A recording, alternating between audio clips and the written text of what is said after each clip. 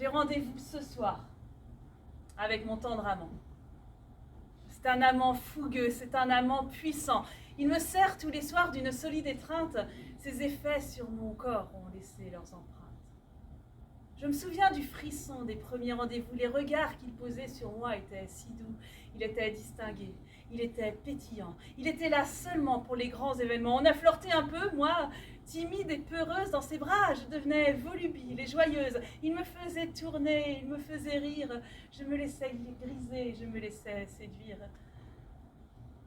On se donnait rendez-vous à la prochaine fête. L'idée de le revoir me faisait tourner la tête. Et puis, d'épisodique, c'est devenu régulier et tous les samedis soirs, c'était mon cavalier. On se retrouvait en bas avec quelques amis. À la fin de la soirée, je dormais avec lui. Nos potes disaient de nous qu'on allait bien ensemble. Quand j'y pense aujourd'hui, j'en ai les mains qui tremblent. À l'époque, il ne me paraissait pas toxique. À ses côtés, la vie me semblait plus magique, tout me semblait plus fun, tout était plus intense. J'aimais quand ses baisers altéraient tous mes sens.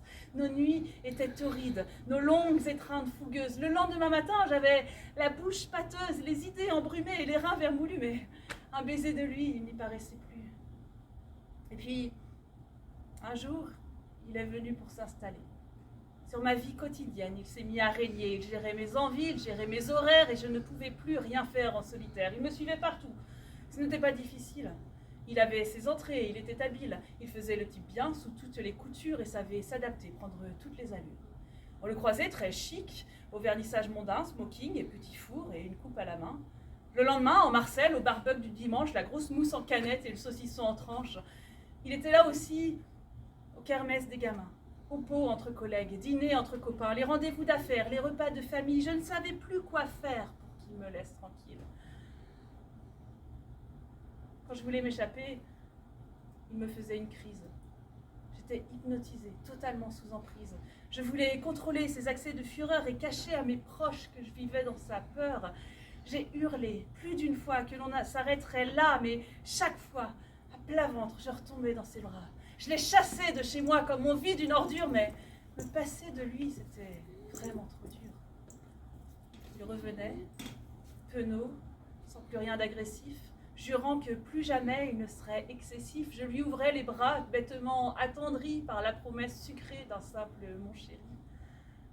C'est mon amant toxique, mon gardien de l'enfer, un manipulateur narcissique et pervers, sans la moindre pitié, sans la moindre empathie. Il me regarde à ses pieds roulés sur le tapis. Lui, c'est l'innocence même, il est là, désinvolte. J'ai beau me répéter que le diable l'emporte, c'est moi qui vais vers lui, qui me jette dans ses bras, qui le cherche, qui le guette même quand il n'est pas là. Et puis je ne suis pas dupe. Je ne suis pas sa seule prise. Que d'autres ici l'adorent, je ne serais pas surprise. C'est un fin séducteur, il étend son harem, et je ne suis pas la seule à qui il dit « je t'aime ». Si moi je suis à lui, lui, il est à tout le monde. Pire qu'un Mac albanais, c'est une bête immonde, c'est ma prison intime, l'élagueur de mes ailes. Il me rogne, il me ronge, il me brûle la cervelle, il fait partie de moi, et je l'ai dans le sang. Je vais le retrouver d'ici quelques instants. Il est ici, ce soir, et il boit mes paroles. Il porte un joli nom, mais s'appelle alcool.